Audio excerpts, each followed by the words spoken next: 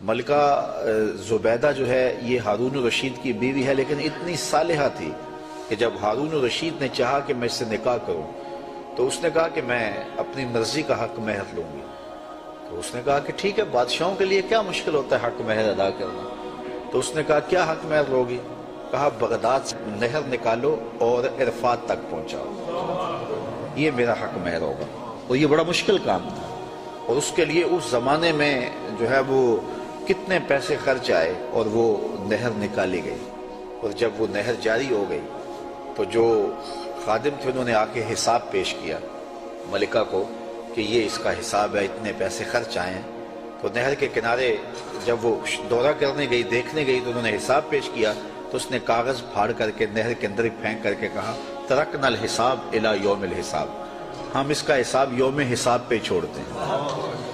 تو وہ نہر پھر جب تک یہ جدید ذرائع نہیں آئے تھے تو حاجیوں کے لیے سیرابی کا باعث بنتی رہی، اور نہر زبیدہ کے آج بھی اثرات جو ہے وہ میدان عرفات کے اندر دیکھے جا سکتے ہیں۔ تو یہ بغداد سے چلتی تھی نہر اور مکہ المکرمہ تک پہنچتی تھی، اور یہ حق مہر تھا زبیدہ خاتون کا۔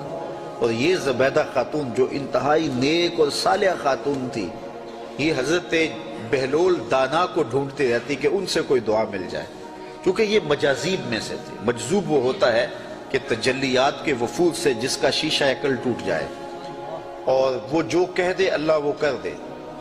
فرمایا صحیح حدیث میں ہے رب اشعث اخبر مدفوع بالابواب لو اقسم علی اللہ لابر، بہت سارے لوگ ان کے کپڑے پھٹے ہوئے، حالات پرا گندہ، بال بکھرے ہوئے، لیکن فرمایا انہیں کہیں چھیڑ نہ بیٹھنا، اللہ کے نام پہ وہ قسم ڈال دیں تو اللہ فوری پوری کر دیتا ہے۔ تو یہ اسی قبیلے کا فرد تھا بہلول دانا۔ ایک دن زبیدہ گزر رہی ہے دجلہ کے کنارے پہ، تو بہلول مٹی کے گروندے اپنے ہاتھوں اپنے پاؤں پہ بناتا اور گرا دیتا ہے۔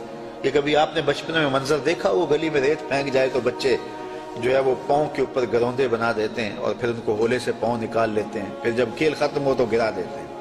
یہی شغل بہلول کر رہا ہے دجلہ کے کنارے۔ تو ملکہ زبیدہ گزری، پوچھا بہلول کیا کر رہے ہو؟ کہا جنت کے مکان بنا رہا ہوں۔ کہا بیچتے ہو؟ ہاں بیچنے کے لیے بنا رہا ہوں۔ کتنے کا؟ کہا کہ 10 روپے کا، فرض کرو 10 روپے کا ایک مکان بیچ رہا ہوں۔ 10 روپے کیا ہوتے ہیں؟ اس نے 10 درہم نکالے، بہلول کو دیے۔ بہلول نے پیسے دیکھے اور دجلہ میں پھینک دیے، اور ایک کے گرد دائرہ کھینچ کے کہا یہ تمہارا ہوا۔ پیچھے سے بادشاہ گزرا تو اس نے بہلول کو دیکھا ایسی شغل میں لگا ہوا ہے، پوچھا کیا کر رہے ہو؟ کہا جنت کے مال بنا رہا ہوں۔ تو کہا بیچتے ہو؟ کہا ہاں بیچتا ہوں۔ کتنے کا؟ 10 روپے کا۔ بادشاہ مسکرا کے گزر گیا، دیوانہ ہے، موج میں لگا ہوا ہے۔ اچھا خیر، جب رات پڑی بادشاہ سویا، کیا دیکھتا ہے جنت میں ایک خوبصورت محل ہے کہ اس نے کبھی ایسا محل دیکھا ہی نہیں تھا۔ شوق ہوا کہ اس کو اندر سے دیکھوں، وہ بادشاہوں کی خواہش ہوتی ہے۔ تو جب آگے بڑھا تو لکھا تھا ملکہ زبیدہ، اشتیاق اور بڑھا۔ تو پھر آگے بڑھنے لگا، دربان نے روک دیا، کہا یہ میری بیوی کا ہے۔ کہا دنیا کے ضابطے اور ہیں، آخرت کے ضابطے اور ہیں، اجازت کے بغیر نہیں جا سکتے۔ اتنے میں آنکھ کھل گئی، بادشاہ بے چین ہو گیا کہ کون سا اس نے نیک عمل کیا ہے کہ جنت میں اس کے نام کا محل دیکھا ہے۔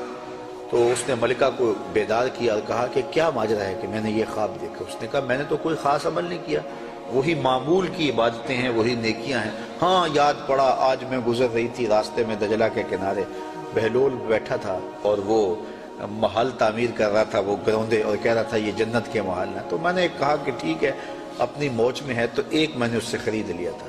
بادشاہ سر پکڑ کے بیٹھ گیا، وہ تو مجھے بھی کہتا تھا، اور میں دیوانے کی بھیڑ سمجھا اور آگے گزر گیا۔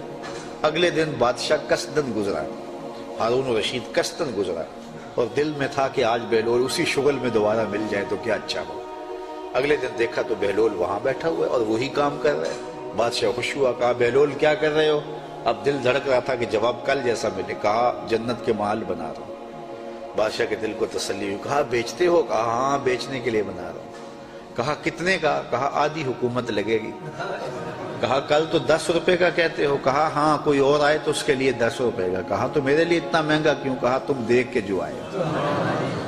تو بات یہ ہے کہ یہ سعدی نے کہا تھا، سعدیہ نزدیک رائے عاشقاں، خلق مجنو نندو مجنو عاقل است۔